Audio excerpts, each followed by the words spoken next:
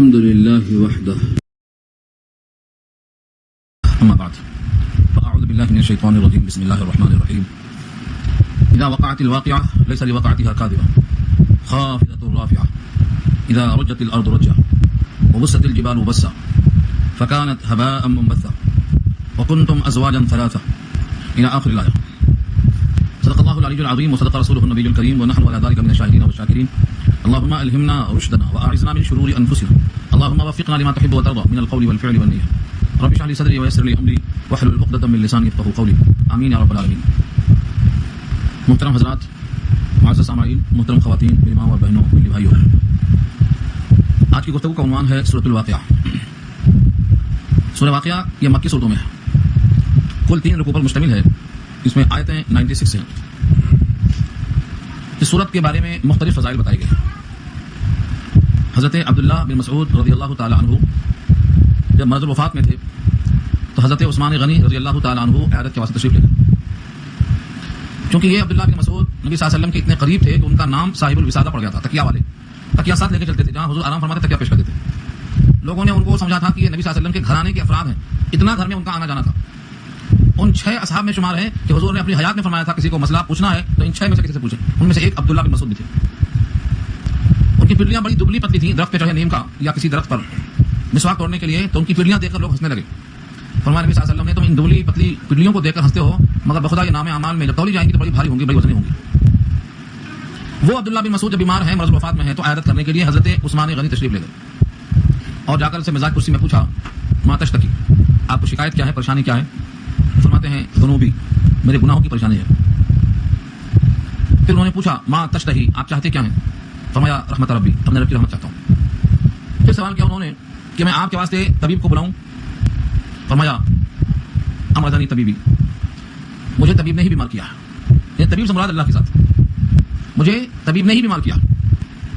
اس کے بعد انہوں نے فرمایا سوال میں آپ کے لیے بیت المال سے کچھ بھیجوں جو آپ کی حاجت کے واسطے کام میں آئے؟ فرمایا لا حاجت لی فیہا، مجھے اس میں کوئی حاجت نہیں ہے، مجھے کوئی ضرورت نہیں. فرمایا بطور ہدیہ اور تحفہ کے قبول کر لیجیے، آپ کی بچیاں ان کے کام میں آ جائے گا. تب انہوں نے جواب دیا کہ تم سمجھتے ہو کہ میری بچیوں کے واسطے میں نے کچھ بھی نہیں کیا ہے. میں نے سنا ہے نبی صلی اللہ علیہ وسلم سے کہتے ہوئے کہ جس نے روزانہ سورہ واقعہ شام میں پڑھ لیا اس کو زندگی میں کبھی بھی فاقہ نہیں ہو سکتا ہے. من قرأ سورۃ الواقعہ کل لیلۃ لم یصبہ فاقۃ ابدا، کبھی بھی فاقہ نہیں پہنچے گا. میں نے اپنی بچیوں کو یہ سکھا دیا کہ روزانہ سورہ واقعہ پڑھ لیا کریں، لہٰذا مجھے ان کے فقر و فاقے کی بھی کوئی فکر نہیں ہے. اس روایت کو ابن کثیر نقل کرتے ہیں ابن عساکر کے حوالے سے اور سند میں تصحیح فرماتے ہیں. تو گویا سورہ واقعہ میں اللہ تعالیٰ نے اس چیز کو پوشیدہ رکھا ہے. اس کی کیا وجہ ہو سکتی ہے، سمجھنے کی چیز ہے، وہ آپ کو 3 رکوع سننے کے بعد کو سمجھ میں آئے گا. سورہ واقعہ کے بارے میں اس میں جو 3 رکوع بتائے گئے ہیں، امت کے 3 قسموں کو بتایا گیا. امت میں 3 قسم کے لوگ ہوں گے. ایک وہ لوگ ہوں گے جو بالکل مقربین ہیں، مخصوص لوگ، قربت والے، ان کو مقربین کہا گیا. اور دوسرے وہ ہیں جو اصحاب الیمین ہیں، عام مومنین، جن کا نام اعمال دائیں ہاتھ میں آئے گا. اور تیسرے وہ ہیں اصحاب الشمال، جن کا نام اعمال بائیں ہاتھ میں آئے گا اور جہنمیوں کی طرف ہوں گے. یہ 3 گروہوں کا ذکر کیا ہے سورت کے اندر. پھر ان میں سے ہر ایک کے نتائج کو بیان کیا ہے کہ ان کے لیے کیا جزا اور کیا سزا ہے. اور اپنی ربوبیت میں جو دلائل پیش کیے گئے ہیں رب کریم کی طرف سے، ان میں ایک یہ بھی ہے کہ تمہارے لیے رزق کا انتظام میں کرتا ہوں کہ تم کرتے ہو. اسی وجہ سے پڑھنے والے کو کبھی فاقہ نہیں ہوگا، یہ اشارہ ہے. بقیہ تفصیل آپ سننے کے بعد سمجھ میں آئے گی. اس کا نام سورہ واقعہ کیوں ہے کہ اس میں لفظ واقعہ پہلی آیت میں آ رہا ہے. اذا وقعت الواقعہ، واقع ہونے والی، اس کو واقعہ کہتے ہیں. واقعہ اس میں فاعل ہے. قیامت کے بہت سے ناموں میں سے ایک نام اس کا واقعہ ہے کیونکہ وہ واقع ہونے والی ہے. اذا وقعت الواقعہ، وقعت فعل ماضی ہے لیکن اذا داخل ہے. نہیں بھی فعل ماضی پر اذا آئے تو معنی مستقبل کا ہو جائے گا. اذا وقعت، جب واقع ہو جائے گی. الواقعہ، واقع ہونے والی. کیا چیز ہے وہ؟ جس کا نام ہے قیامت. تو ایک ہی لفظ نہیں ہے، اس کا نام جیسے قیامت ہے ویسے اس کا نام واقعہ بھی ہے. لیس لوقعتها کاذبہ، یہ تاکید ہے. اس بات کی تاکید ہے کہ جس کے دل میں شک و شبہ ہو اور وہ قیامت کے واقع ہونے میں متردد ہو، اس کی تردید کیا اللہ نے. لیسا، نہیں ہے، لوقعتها، اس کے واقع ہونے کے وقت میں، کاذبہ، کوئی جھوٹ. کاذب، جھوٹ. کاذبہ، جھوٹ ہونے کی کوئی بات اس میں نہیں ہے. کاذبہ مصدر ہے جس کا جھٹلانا ممکن نہیں ہے، جس کو جھٹلایا نہیں جا سکتا. کاذب، کاذبہ، اس میں فاعل ہے، مصدر ہے. بعض کہتے ہیں مصدر کبھی مفعول کے معنی میں آتا ہے، کبھی فاعل کے، یعنی نہیں ہے اس کے واقع ہونے میں کوئی جھوٹ. اس کا واقع ہونا بالکل یقینی ہے. جب وہ واقع ہوگی تو لوگوں کے حال 2 قسم پر ہوں گے. خافضہ، پست کرنے والی، رافعہ، بلند کرنے والی، یعنی بہتوں کو پست کرے گی اور بہتوں کو بلند کرے گی. جس طرح قرآن کریم کی 2 صفت بتائی گئی ہے پہلے بارے میں، یضل بہ کثیرا و یہدی بہ کثیرا. اس قرآن سے بہتوں کو ہدایت ملتی ہے اور بہتوں کو گمراہی ملتی ہے. گمراہی فاسقوں کو ملتی ہے، ہدایت متقیوں کو ملتی ہے. ایسے ہی جب قیامت آئے گی تو سب کے لیے آفت نہیں ہے، کسی کو تو پست کرے گی اور کسی کو بلند کرے گی. خافضہ، پست کرے گی. جس کو پست کرنے والی ہے یہ جو اس کے حال ہوں گے یعنی کافر. رافعہ، بلند کرنے والی ہے جو اس کے حال ہوں گے یعنی مومنین. تو اس میں 2 دھاری تلوار ہے، یہ بلندی بھی عطا کرتی ہے اور پستی بھی ڈال دیتی ہے۔ حضرت تھانوی علیہ رحمہ فرماتے ہیں کہ اس میں کچھ واقعات نفخہ اولیٰ کے پہلے کے ہیں اور کچھ واقعات نفخہ ثانیہ کے ہیں، مختلف احوال ہوں گے، مختلف احوال۔ جب سور پھونکا جائے گا تو سب کے سب ختم ہو جائیں گے، تو وہاں پستی کا سواری اور وہاں بلندی کا سواری پیدا نہیں ہوتا، سب ختم۔ اب دوبارہ جو اٹھائے جائیں گے، دوبارہ سور پھونکا جائے گا 40 سال کے بعد، وہ بھی وہاں کے، تو اس موقع کا یہ حال ہوگا کہ کوئی پست ہوگا، کوئی بلند ہوگا۔ تو پہلا واقعہ نفخہ اولیٰ سے پہلے کا ہے، اور خافضۃ رافعۃ یہ نفخہ ثانیہ کے بعد کا ہے۔ اذا رجت الارض رجا، جب زمین ہلائی جائے گی، رجا، رجا کے معنی آتے ہیں زلزلہ کی طرح ہلا دینا، لرزنے لگنا، رجا اذا رجت الارض، جب زمین لرزنے لگے گی، رجن اور رجن جس کے معنی سخت قسم کا کپانا، زمین کب کپائے گی، سختی کے ساتھ، سخت زلزلے کے ساتھ۔ وبست الجبال بسا، اور پہاڑ ریزہ ریزہ ہو جائیں گے، چورا چورا ہو جائیں گے، بست الجبال چورا چورا ہونا، بسا ریزہ ریزہ ہو کر، فکانت حباء منبثا، پس یہ پھر ہو جائیں گے غبار پرا گندا، یعنی ایسے پہاڑ جو مضبوط ہیں یہ ریزہ ریزہ ہو کر غبار ہو جائیں گے۔ غبار ترجمہ کس کا ہے؟ حبان کا، اور منبثا کے معنی پرا گندا، جہاں جہاں یہ غبار جاتا ہے اس میں ایک قسم سے آلودگی چھا جاتی ہے، یہ ہے پرا گندگی، اس کو منبثا کا ترجمہ کیا۔ بسا بسو معنی پھیل جانا، گرد و غبار اکٹھا نہیں گرتی ہے، پھیل کے گرتی ہے، یہ ہے منبثا۔ وکنتم ازواجا ثلاثہ، یہاں سے اب واقعہ شروع ہوتا ہے کہ اب تم ہوگے 3 قسموں پر۔ کنتم پر بڑی طویل بحث ہے، کنتم سے مراد اگر صرف امت محمدیہ ہے تب تو کوئی کلام ہی نہیں۔ وکنتم، اور ہو جاؤ گے تم، ازواج جوڑے، زوج کی جمع ہے، مراد ہے قسمیں، ثلاثہ معنی 3، سارے جتنے بھی مخاطب ہو کنتم سے، تم سب ہو جاؤ گے جوڑے کتنے؟ 3 قسم کے، سارے انسان کی تقسیم 3 قسموں پر ہو جائے گی، یا تو یہ اصحاب المیمنہ میں ہوں گے، یا اصحاب المشأمہ میں ہوں گے، یا مقربون میں ہوں گے، 3 میں سے کسی ایک جگہ ان کا شمار ہوگا، چوتھی کوئی لائن نہیں۔ یہاں کنتم سے مراد صرف امت محمدیہ ہے، یہ مان کے چلو۔ آخر میں یہ گفتگو آئے گی کہ اس سے مراد آدم سے لے کر ایدم جتنے نبی آئے ہیں ان تمام کے ماننے والے بھی 3 قسم پر ہوں گے، اور دونوں تفسیروں پر روایتیں موجود ہیں۔ آدم علیہ السلام سے لے کر قیامت تک جتنے انسان ہوں گے ان سب کی بھی 3 قسم ہوگی، یا تو وہ مقرب ہوں گے، یا اصحاب الیمین میں ہوں گے، یا اصحاب الشمال میں ہوں گے، وہی 3 تقسیم امت محمدیہ میں بھی ہوگی۔ تو کنتم سے مراد اگر امت محمدیہ ہے تب تو کوئی کلام ہی نہیں، اور اگر اس سے مراد ہر انسان ہے تو پھر اس کی بھی 3 قسمیں ہوں گی۔ البتہ زیادہ مقرب کس جماعت میں ہوں گے اس پر بحث طویل ہے۔ امت محمدیہ میں مقرب زیادہ ہوں گے، یا دائیں ہاتھ والے زیادہ ہوں گے، یا بائیں ہاتھ والے زیادہ ہوں گے بمقابلہ سابقہ امتوں کے، کیونکہ سابقہ امتوں میں مقرب زیادہ ہونا چاہیے، کیونکہ وہاں تو کئی لاکھ تو خالی انبیاء ہیں، اور یہاں امت محمدیہ میں ایک ہی نبی، مقرب نبی سے بڑھ کر کون ہو سکتا ہے؟ اس لیے مقربین کی تعداد اگر سابقہ امتوں میں ہے، اس امت میں تعداد کم ہے تو کوئی حرج کی بات نہیں ہے کہ اس مراد انبیاء ہیں۔ البتہ اصحاب الیمین زیادہ امت محمدیہ میں ہوں گے اصحاب الشمال کے مقابلے میں، یہ بات آگے آ رہی ہے۔ وکنتم ازواجا ثلاثہ، اور تم ہوگے 3 قسموں پر، فاصحاب المیمنہ ما اصحاب المیمنہ، پس داہنے ہاتھ والے کیا خوب ہیں دائیں ہاتھ والے۔ تعریف کے واسطے یہ جو جملہ ہے ما اصحاب المیمنہ، ما اصحاب یہ افعال مدح میں سے آتا ہے، ایسا ہی تعریف کی جاتی ہے، اور داہنے ہاتھ والے کیا خوب ہیں دائیں ہاتھ والے، یوں ہے تعریف کرنے کے واسطے یہ صیغہ آتا ہے، یہ وزن آتا ہے، یہ لفظ کا جو ترازو میں تولنے سے بیٹھا ہے، ما احسنا، ما اکرما، ما اصحابا، جتنے بھی ایسے الفاظ آئیں گے سب تعریف کرنے کے واسطے آئیں گے، اور اگر بدائے میمنہ کی یہی مشأمہ آ جائے تو برائی کرنے کو آئیں گے، کیا خوب ہے برے لوگ، بائیں ہاتھ والے بھی کیا خوب بائیں ہاتھ والے ہیں، مطلب برائی میں آگے بڑھ گئے یا اچھائی میں آگے بڑھ گئے۔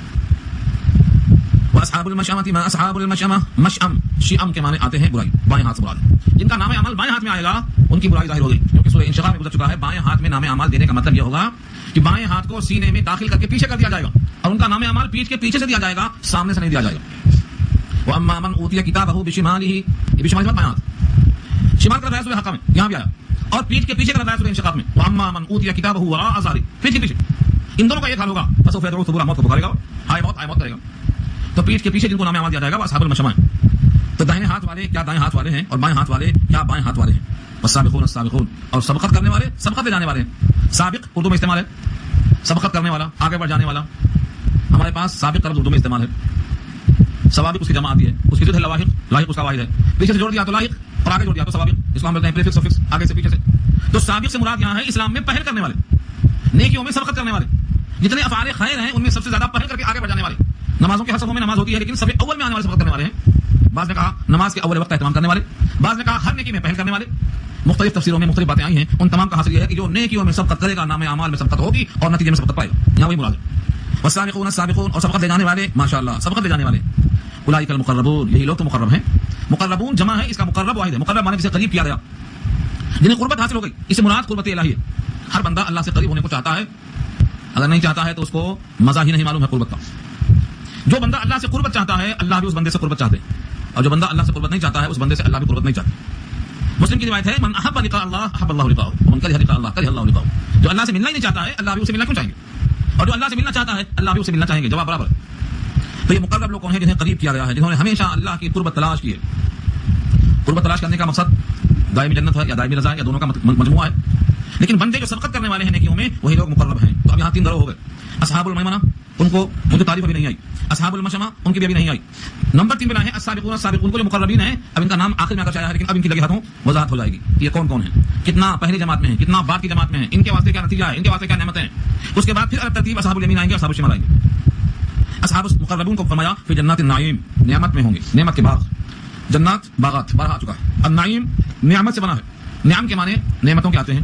اس انسان کے چہرے کو بھی جو تر و تازہ ہو, نعمتوں سے پروردہ ہو, خوب نعمتوں سے نوازا گیا ہو, اس کو بھی کہتے ہیں متنعم, تنعم والا, یعنی خوب زیادہ دولت میں پلا ہوا. اللہ نے فرمایا کہ یہ لوگ جنات النعیم میں ہوں گے, نعمت کے باغ میں ہوں گے. ان کی تعداد زیادہ پہلے لوگوں میں ہوگی یا بعد میں, یہ اصل چیز ہے. فرمایا ثلۃ من الاولین, ثلہ کہتے ہیں ایک بڑی جماعت کو. ثلہ سے لام ہے, ثلہ بڑی جماعت, کثیر جماعت. اگر 100-200 میں ہے تو ثلہ نہیں بولتے ان کو. ثلہ کا مطلب بہت بڑی تعداد, جمع غفیر, انبو, ان کو ثلہ کہا. تو اصحاب المقربین جن کو کہا ہے, جو سبقت کرنے والے ہیں نیکیوں میں, جو نعمت کو باغوں میں ہوں گے, یہ کتنے ہوں گے؟ ثلہ, بہت بڑی جماعت ہوگی. من الاولین, پہلوں سے. اول مانے پہلے, اولین اس کی جمع ہے. اس پہلے سے مراد کیا ہے؟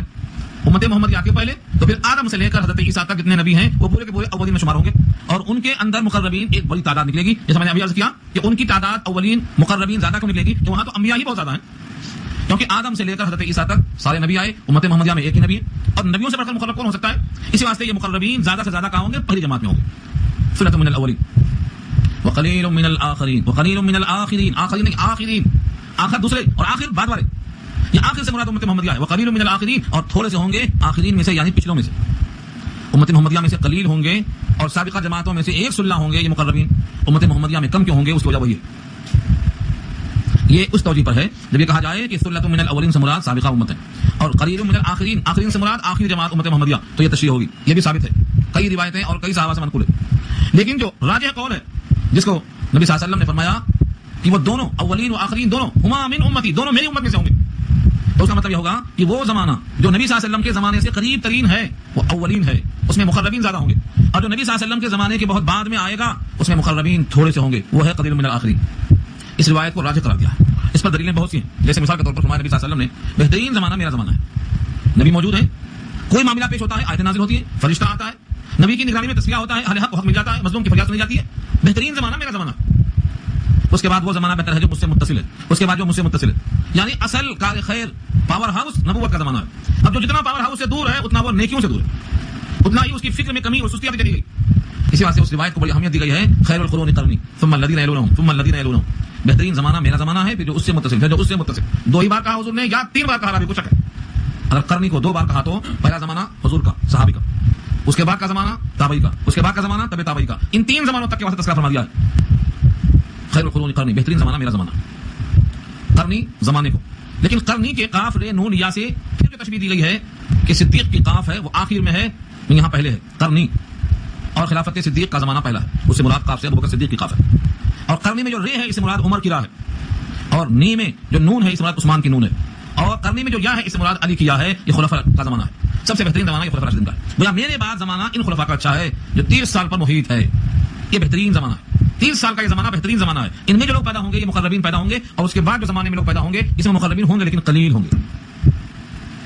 اس کی وجہ یہ ہے صحابہ کے برابر کوئی ہو نہیں سکتا وہ پہلے زمانے میں, تابعین کے برابر کوئی نہیں ہو سکتا وہ پہلے زمانے میں, تبع تابعین پہلے زمانے میں, ائمہ اربعہ پہلے زمانے میں, محدثین پہلے زمانے میں. اب تو یہ حال ہے کہ بخاری کی کتاب اگر نہ ہو تو کسی کو حدیث زبانی یاد نہیں ہے. امام بخاری کو 1 لاکھ حدیث زبانی آتی, وہ بھی صحیح حدیث ہے. آج 1 لاکھ نہیں 1000 ڈھونڈ ملیں گے. کس کو یاد 1 لاکھ, 1000 کس کو یاد ہے, 100 کس کو یاد ہے, 40 کس کو یاد ہے. میری امت میں جس کو 40 حدیثیں یاد ہوں گی وہ محدث میں شمار کیا جائے گا. آپ تو 40 بھی یاد نہیں ہے کسی کو. لوگ کوشش کرتے ہیں چہل حدیث بچوں کے لیے, چہل حدیث عورتوں کے لیے, چہل حدیث بڑوں کے لیے چن کے چھوٹی سے چھوٹی ڈھونڈ کے لا رہے ہیں تاکہ یاد کرنے میں آسانی ہو. لیکن جتنی آسانی پیدا کرنے کی کوشش کی گئی اتنا ہی امت دور ہو گئی, مرض بڑھتا گیا. جو دوا کی جتنا علاج کیا اتنا مرض بڑھتا چلا گیا. اب کسی کو بھی 2-4 حدیثیں بھی یاد نہیں ہے, یہ بڑے شرم کی بات ہے. گانے یاد ہیں, کہانیاں یاد ہیں, قصے یاد ہیں, افسانے یاد ہیں, جھگڑے یاد ہیں, لیکن ہمیں نبی کے باتوں میں سے 4 بات یاد نہیں ہے. ان کے لفظوں کی برکت سے اپنی زبان کو کم سے کم تازہ کرنا چاہیے, کچھ تو یاد ہونا چاہیے. چھوٹی چھوٹی حدیثیں چن کر 40 حدیثیں بچوں کو یاد کراؤ, خود بھی یاد کرو, نبی کی دعا میں شامل ہو جاؤ کہ یہ بندہ محدثین میں شمار ہوگا اللہ کے یہاں. بہت بڑا اعزاز ہے. خیر یہ بات یہاں سے چلی گئی. ہمیں اشارہ کرنا یہ تھا کہ مقربین لوگ زیادہ پہلے لوگوں میں ہوں گے. اگر یہ پہلے سے مراد آدم کا زمانہ ہے تو انبیاء کی وجہ سے, اور اگر یہ دونوں امت محمدیہ ہی مراد ہیں تو وہاں زیادہ ہوں گے صحابہ اور تابعین کی وجہ سے. دونوں اسی امت کے. راجح قول یہ ہے کہ زیادہ مقربین پہلوں میں سے ہوں گے, کچھ مقربین تھوڑے سے پچھلے لوگوں میں سے ہوں گے. اب ان کے مناقب بتاتے ہیں. علی سرور موضونہ متکئین علیہا متقابلین یطوف علیہم ولدان مخلدون باکواب واباریق وکأس من معین. لا يصدعون عنها ولا ينزفون وفاكهة مما يتخيرون ولحم طير مما يشتهون وحور عين كأمثال اللؤلؤ المكنون جزاء بما كانوا يعملون لا يسمعون فيها لغوا ولا تأثيما إلا قيلا سلاما سلاما. آیت نمبر 26. یہاں تک تذکرہ ہے ان کا، یہاں تک مقربین کے لیے نعمتوں کا تذکرہ کیا اللہ نے. ایسی نعمتیں بتائی ہیں مقربین کے لیے جن کا تعلق شہر والوں سے، اور اصحاب الیمین میں جو نعمتیں بتائی ہیں وہ ایسی ہیں جن کا تعلق ہے گاؤں والوں سے. لکھا ہے بعض شارحین نے، خود تنویر کے الفاظ ہیں کہ اصحاب المقربین کی نعمتیں ایسی ہیں جیسے شہر والوں کی، اصحاب الیمین کی نعمتیں ایسی ہیں جیسے گاؤں والوں کی. جتنا فرق ہوتا ہے اہل بادیہ اور اہل شہر میں، اتنا فرق ہوگا ان دونوں کے درمیان نعمتوں میں. یہ ایک قسم کا لطیفہ ہے، کیونکہ انسان جنت کے بارے میں جتنا دنیاوی چیزوں کو جانتا ہے اتنا ہی سوچ سکتا ہے. حقیقت تو یہ ہے، وہ جو روایت بارہا آ چکی ہے، ہم نے جو انتظام کیا ہے وہ بندہ سوچ بھی نہیں سکتا ہے. جو دیکھے گا وہی سوچے گا، جو جانے گا اسی کے بارے میں غور کرے گا. ہم نے تو نعمتیں بنائی ہیں کہ کسی کان نے سنا ہی نہیں اور کسی آنکھ نے دیکھا ہی نہیں اور کسی کے دل میں خیال نہیں گزرا. تو اب ہم ان نعمتوں کو سن کر کے ایک تصور لاتے ہیں. جیسے ہی چارپائی کا ذکر آتا ہے، یہی چارپائی آتی ہے اپنے بیڈ روم والی، وہ چارپائی کہاں سمجھ میں آتی ہے. تو اللہ نے کچھ صفتیں بڑھا دی ہیں، ان صفتوں سے آپ تھوڑا سا اس طرف اپنے ذہن کو لے جا سکتے ہیں. ہر لفظ میں جہاں جہاں جو نعمتیں آئی ہیں کچھ صفت کا اضافہ کیا، اسی سوچ کو پیدا کرنے کے لیے. اب دیکھیں غور سے آپ، مثلا کہا سرور، تو صفت لائے اس کی موزونہ. سرور جمع ہے، سریر کہتے ہیں تخت شاہی کو. سریر، تخت، مسہری، چارپائی، سب پہ اس کا اطلاق ہو سکتا ہے. اونچی چیز تختوں کی طرح جو ہوتی ہے اس کو آپ سرور کہتے ہیں. لیکن جب موزونہ یا موزونہ، میم واو دعا واو نون ہے، موزونہ تو کہتے ہیں جس میں سونے کے تاروں سے اس کو جڑاؤ بنایا گیا. اب اس سونے کے تاروں سے چارپائی کا جڑاؤ کیسا ہوگا یہ دماغ لے جانا، کیونکہ یہ نظر نہیں آیا اپنے کو. تخت بلقیس بھی دیکھا نہیں، تخت سلیمان بھی دیکھا نہیں، تخت کسریٰ بھی دیکھا نہیں. ان کو دیکھتے تو تھوڑا بہت سوچ سکتے تھے. اب اگر تار سونے کے ہیں بھی تو نقلی ہوں گے. تو فرمایا علی سرور موضونہ، ایسے جو تخت ہیں جو سونے کے تاروں سے بنے ہوئے ہوں گے. یہ صفت بڑھائی گئی ہے سوچنے کے لیے. متکئین علیہا متقابلین، تکیہ لگائے ہوئے ہوں گے اس پر. متقابلین تقابل سے بنا ہے، تقابل مانے آمنے سامنے. متقابلین آمنے سامنے بیٹھ کر. یہ آمنے سامنے کون ہوں گے؟ ان کے جوڑے ہوں گے جس کا ذکر سورہ یاسین میں آیا ہے. ہم وازواجہم فی ظلال، وہ اور ان کی بیویاں چھاؤں میں ہوں گی. یہاں وہی مراد ہے. یطوف علیہم، طواف کریں گے ان پر، آئیں گے جائیں گے، ارد گرد پھریں گے، چکر لگائیں گے. کون؟ ولدان. ولد کی جمع ولد، ولدان کے معنی بچے. اور ولدان کے ساتھ صفت نہیں، دو صفت نہیں، تین صفت نہیں، صفتیں ہی دکھا دی. سب سے اہم صفت لگائی گئی ہے مخلدون. مخلد بنا ہے خلود سے، ہمیشہ کے لیے یہ بچے ہی بنائے گئے ہیں. یہاں کا بچہ تھوڑے دن میں موچ آ جاتی، تھوڑے دن میں بال نکل آتے، تھوڑے دن میں یہ جوان ہو جاتا، تھوڑے دن میں یہ بڈھا ہو جاتا. لیکن یہ جو بچے ہیں جس طرح جنت میں حوریں پیدا کی گئی ہیں، جنت کی حوریں کہیں سے آئیں گی نہیں، وہیں پیدا کی جائیں گی. اور یہ پیدائش دنیا کی طرح نہیں ہوگی کہ نکاح ہوگی، شادی ہوگی، صحبت ہوگی تو بچے ہوں گے. وہاں کی حوروں کو اللہ نے اس سے آزاد پیدا کیا ہے. جیسے ان حوروں کو پیدا کیا ہے جن کا ذکر آ رہا ہے، ایسے ان بچوں کو پیدا کیا ہے، وہ ہمیشہ بچے ہی رہیں گے. جس ڈھب سے پیدا کیا ہے ہمیشہ اسی ڈھب پہ رہیں گے. سورۃ الدہر میں فرمایا ہے یہ بچوں کے بارے میں، جب یہ بچے آئیں گے جائیں گے طواف کرتے ہوئے آپ خوروں کے ساتھ تب نکلیں گے تو ایسا معلوم ہوگا کہ یہ بچے نہیں ہیں بلکہ چھپائے ہوئے موتی ہیں جو کھولے گئے ہیں اور ادھر سے ادھر رہے ہیں. کانہم لؤلؤ منثورا، بکھرے ہوئے موتی. اور ہمیشہ یہ اسی طرح بچے ہی رہیں گے. کیا لے کے چکر لگائیں گے؟ اکواب و اباریق.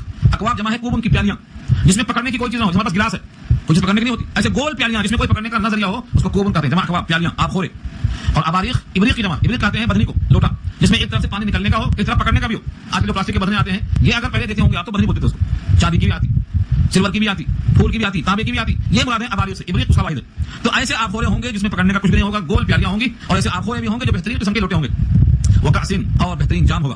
کاسن کی معنی پیالہ، جس میں جام پیش کیا جاتا ہے. جام جم، ایران کا جام بڑا مشہور تھا، جب نے اس کو پیش کیا ہے جام جم. تمہارے جام جم سے میرا جام سفار اچھا ہے.